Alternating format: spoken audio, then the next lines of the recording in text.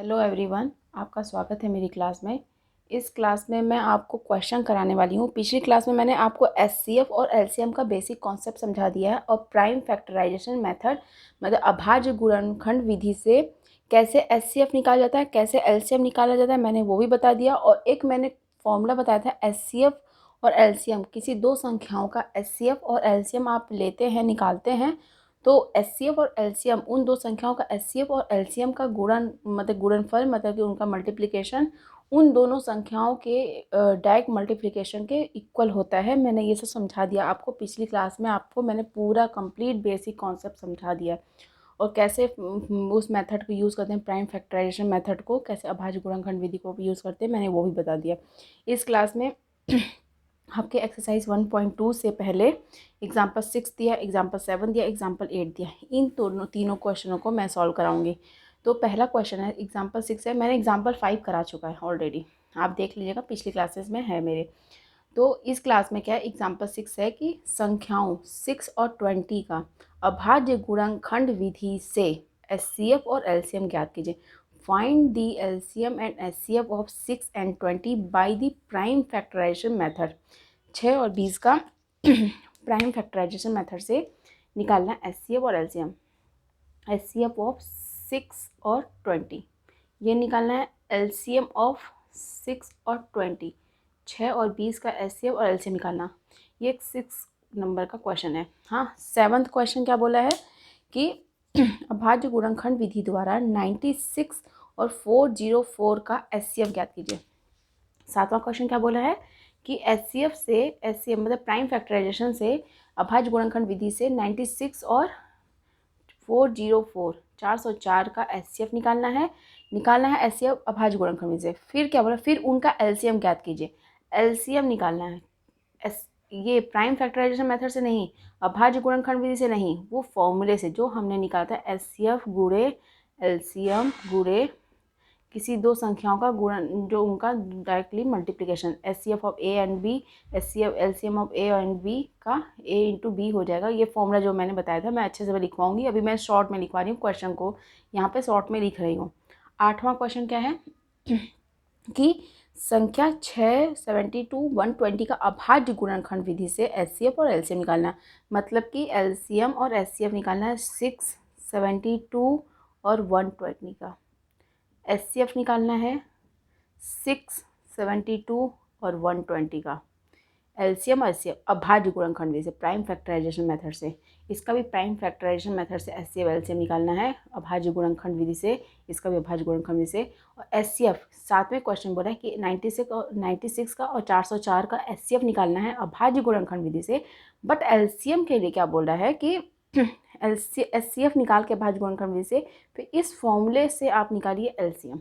बोला है कि find the HCF of 96 and 404 by prime factorisation method. Prime factorisation method से निकालना है, हेंस फाइंड देयर एलसीएम। इसके बाद फिर बोला एलसीएम, तो एलसीएम इसके बाद बोला, दोनों ऐसे तो नहीं बोला ना कि find the HCF and LCM of 96 and 404 by using the prime factorisation method. ये दोनों के लिए तो बोला नहीं, एक के लिए बोला है, फिर इस मेथड को यूज़ करके बोला है। तो इन तीनों क्वेश्चन को 6, 7, 8 क्वेश्चन को हम सॉल्व करते हैं। मैं क्वेश्चन हटाती हूँ, आपको मैंने शॉर्ट में तीनों क्वेश्चन को लिख दिया है, तीनों क्वेश्चन को सॉल्व करते हैं। तो 6वां क्वेश्चन क्या बोला है कि 6 और 20 का एचसीएफ निकालना है, एलसीएम निकालना है प्राइम फैक्टराइजेशन मेथड से। तो 6 का अभाज्य गुणनखंड लेंगे, 20 का अभाज्य गुणनखंड लेंगे।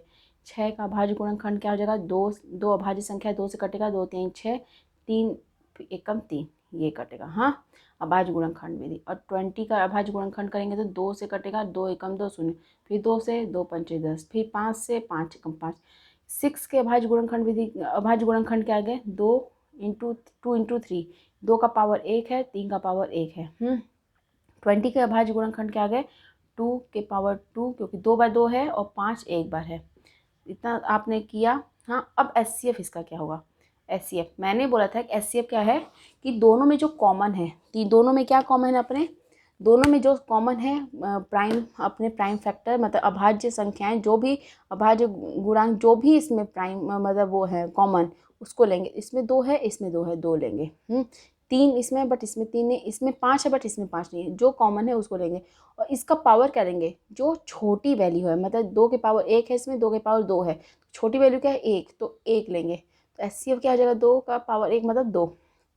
एलसीएम क्या हो जाएगा, एलसीएम में मैंने क्या बोला, एलसीएम में मैंने बोला था जितने भी फैक्टर्स हैं इसके, जितने भी गुणांक हैं, जितने भी प्राइम अभाज्य गुणनखंड हुए हैं, सभी प्राइम फैक्टर, सभी अभाज्य गुणनखंडों को लेंगे सभी को। तो इसमें क्या है, 2 भी है, इसमें भी 2 है, कोई दिक्कत नहीं, दोनों में 2 है, कोई दिक्कत नहीं, लेंगे ही। 3 इसमें है, इसमें 3 नहीं है, कोई दिक्कत नहीं, 3 है मतलब है ना, बस 3 ले लेंगे। 5 इसमें, इसमें नहीं है 5, फिर भी 5 को लेंगे। हाँ, इनके घात क्या लेंगे, इनके घात बड़े वाले लेंगे, इनके पावर बड़े वाले लेंगे। इसमें 2 है, इसमें 1 है 2 का पावर, इसमें 2 है 2 का पावर, तो बड़ी वाली लेंगे 2। इसमें 3 है, इसमें 3 नहीं है, कोई दिक्कत नहीं, जो 3 का पावर इसमें अकेले में है तो यही बड़ी है यही छोटी है, इसके लिए जो भी घात है उसी को लेंगे।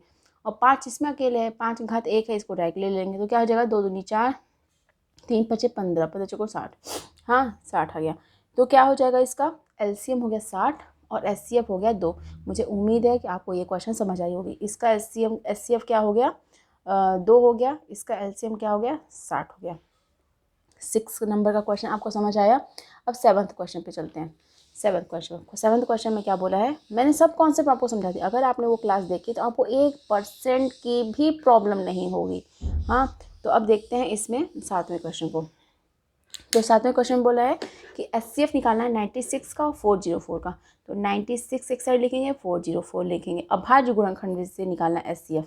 हाँ, तो क्या करेंगे, अभाज्य गुणनखंड करेंगे, 2 चौको 8, 2 चौको 8, 2 अट्ठे 16, फिर 2 से कटेगा, 2 दूनी 4, 2 चौको 8, फिर से 2 से कटेगा, 2 कम 2, 2 दूनी 4, फिर 2 से कटेगा, 2 छक्का 12, फिर 2 से कटेगा, 2 3 6, फिर 3 से कटेगा, 3 कम 3। 404 का क्या करेंगे, 2 से 2 दूनी 4, 2 शून्य 2 दूनी 4, फिर 2 से 2 कम 2, 2 शून्य 2। अब ये किसी से नहीं कटेगा, ये प्राइम नंबर ही है, अभाज्य संख्या ही है। तो 101 एक बार में ख़त्म। हाँ, ख़त्म। अब क्या करेंगे, अब हम इनका लिखेंगे। 96 का क्या आया, अभाज्य संख्या है, अभाज्य गुणनखंड क्या है 96 का, 2 कितनी बार है, 2 कितनी बार है, और 3, 2 और 3 है ना सिर्फ इसमें, 3 एक बार है तो 3 का पावर 1 हो जाएगा। 2 कितनी बार, 1 2 3 4 5, 2 5 बार है। और 404 में क्या है, देखते हैं इसका, 2 2 बार है, 2 2 बार है, 101 एक बार है। इसका एचसीएफ निकालना। एचसीएफ में क्या होता है, हम कॉमन फैक्टर लेते हैं। कॉमन फैक्टर क्या है इसमें, 2 और 2 है, इसमें 2 है, और इसकी पावर कौन सी लेंगे, जिसकी पावर छोटी है। 2 की पावर 2 है, इसमें 2 की पावर 5 है, 2 छोटी वाली पावर लेंगे तो 2 लेंगे। 3 नहीं लेंगे, 3 इसमें है बट इसमें नहीं है, 101 इसमें, 101 इसमें नहीं है, तो सिर्फ जो कॉमन है दोनों में वही लेंगे। एलसीएम में लेते हैं सभी संख्याएं, प्राइम जितनी भाज्य संख्या है सबको लेते हैं, बट एचसीएफ में क्या करते हैं, जो अपना कॉमन होता है सिर्फ उसी को लेते हैं। 2 दूनी 4 एचसीएफ हो गया। अब क्या करेंगे, अब एलसीएम निकालना। इसका एचसीएफ कितना आ गया, 4 आ गया, एचसीएफ 4 आ गया। अब एलसीएम इस मेथड से निकालना, इस मेथड से भी निकाल सकते हैं। वैसे मैं एलसीएम देखिए एक साइड में मैं इसको करके दिखाती हूँ एलसीएम कैसे निकालते हैं, बट मैं वो मेथड इसमें यूज़ करना है, इससे एलसीएम भी निकाल लेते हैं। कैसे निकालते देखिए, एलसीएम अगर निकालते हैं इसी मेथड से, अभाज्य गुणनखंड विधि से ही, तो इसमें क्या होता है, 2 की पावर 5 हो जाता। हाँ, 2 है दोनों में, कोई दिक्कत नहीं है, किसी एक का भी 2 ले लेंगे बस, और घात कौन से लेंगे, 5 लेंगे, और 3 इसमें अकेले, 3 एक का पावर 1 ही है, ले लेंगे 101 ले लेंगे ना। 2 के पावर 5 क्या होता, कितना होता है, 2 दूनी 4, हाँ 2 दूनी 4, फिर 2 4 चौका 16, 16 दूनी 32 हो जाएगा। 2 दूनी 4, 4 दूनी 8, 8 दूनी 16, 16 दूनी 32, 32 हो गया, ये 32 हो गया। आपको दिख नहीं रहा है क्या, एक सेकेंड। हाँ, इसका क्या हो जाएगा, 2 की पावर 5 का मतलब कि 32। इसका क्या हो जाएगा, एक सेकेंड में यहाँ से कर देती हूँ। देखिए 2 की पावर 5 है, 3 की पावर 1, 101। अगर हमें इसी मेथड से अभाज्य गुणनखंड भी से निकालना पड़ता तो 2 लेंगे, इसमें भाज्य संख्या सभी लेंगे, तो 2 दोनों में है तो कोई दिक्कत नहीं, 2 के पावर 5 बड़ी घात लेते हैं। 3 एक में तो भी दिक्कत नहीं है, 3 लेंगे, जो भी घात दी होगी उसकी ले लेंगे। 101 एक घात है, ले लेंगे, सभी घातों सभी भाज्य संख्याओं को लेते हैं इसमें। 2 के पावर 5 मतलब 32, और ये 3, और ये 101 है, तो क्या हो जाएगा, 3 दूनी 6, 3 तिकाई 9, 101 है। तो इसका क्या आ जाएगा, 9696 आ जाएगा। अगर इसको मल्टीप्लाई करेंगे तो 9696 आ जाएगा। देखिए अब इसका क्या है एचसीएफ, इसका एचसीएफ आया 4, इसका एलसीएम 9696 आया है। हाँ, किस मेथड से? अभाज्य गुणनखंड विधि से मैं लिख तो, हाँ अभाज्य गुणनखंड विधि से, बट इस मेथड से निकालना नहीं। इसमें मैंने निकाल के दिखा दिया कि आप कैसे करेंगे अभाज्य गुणनखंड विधि से। अगर यही क्वेश्चन दोनों के लिए आ गया, एचसीएफ और एलसीएम निकालने के लिए दोनों के लिए आ गया अभाज्य गुणनखंड विधि से, तो कैसे करेंगे। बट इसमें ऐसे इस मेथड से नहीं करना आपको, मैंने लिखा है भले आंसर निकाल दिया इस मेथड से, बट आपको इस मेथड से नहीं करना है। इसको चेक कर लेते हैं ना, इसी मेथड से करना, देखते हैं कैसे। देखिए क्या बोली थी मैं कि एचसीएफ ए और बी का अगर आपको एचसीएफ निकालना है और एलसीएम भी उसी का निकालना है, ए और बी का ही, ए और बी का आपने एचसीएफ निकाला, एलसीएम निकाला, तो इन दोनों का मल्टीप्लिकेशन डायरेक्टली उन दोनों संख्याओं का मल्टीप्लिकेशन होगा। मैंने ये कल बताया था आपको फॉर्मूला, इसी फॉर्मूले का यूज़ करना। आपने एचसीएफ 96 और 404 का निकाला 4, तो मान लीजिए 4 रख दिया, एचसीएफ 4 आ गया। एलसीएम इसी संख्या का हमें निकालना, तो एलसीएम क्या कर देंगे, 96 और 404 का आपको निकालना है एलसीएम। और संख्या क्या है, 96 और 404 ऐसे हो जाएगा। फॉर्मूले में ऐसे ही रखेंगे ना हम, तो आपको दिख नहीं रहा है, एक सेकेंड। इस फॉर्मूले को यूज़ करना है कि एचसीएफ किसी संख्या, दो संख्याओं का एचसीएफ, उन्हीं दो संख्याओं का एलसीएम, दोनों का एचसीएफ और एलसीएम मल्टीप्लाई करेंगे तो वही दो संख्याओं का डायरेक्टली मल्टीप्लिकेशन होगा, डायरेक्टली गुणनफल होगा। तो एचसीएफ आपको दिया है 96 और 404 का दिया है, इसका आपने निकाला है। और एलसीएम 96 और 404 का आपको निकालना है, आपने इस एचसीएफ निकाल लिया और यही डायरेक्टली मल्टीप्लिकेशन होगा 96 404 का। आप इतना समझ गए हैं, दिख रहा होगा आपको ना, ये 96 इंटू 404 आपको दिख रहा होगा इतना। अब देखिए एचसीएफ आपने निकाला है तो कितना हो गया, इसका वैल्यू 4 आ गया। और एलसीएम निकालना है, एचसीएफ आपने 96 और 404 का निकालना है, और आपको इसी के डायरेक्टली मल्टीप्लिकेशन में होगा, डायरेक्टली किसके इक्वल होगा, इन दो संख्याओं का गुणनफल के ही बराबर होगा। तो एलसीएम एक साइड लिखेंगे, एलसीएम 96 और 404 का, और 4 जो है इसके साथ गुणे में है तो यही इस साइड जाएगा तो भाग में बदल जाएगा, भाग में चला जाएगा, हाँ तो क्या जाएगा 4, तो 4 से कट जाएगा, 101 आ जाएगा। तो 96 इंटू 101 कितना होगा, 9696 आ जाएगा। तो ये भी वही आया, देखिए मैंने अभाज्य गुणनखंड से निकाला था और इसको फॉर्मूले में रख के निकाला, तो क्या है एलसीएम 9696।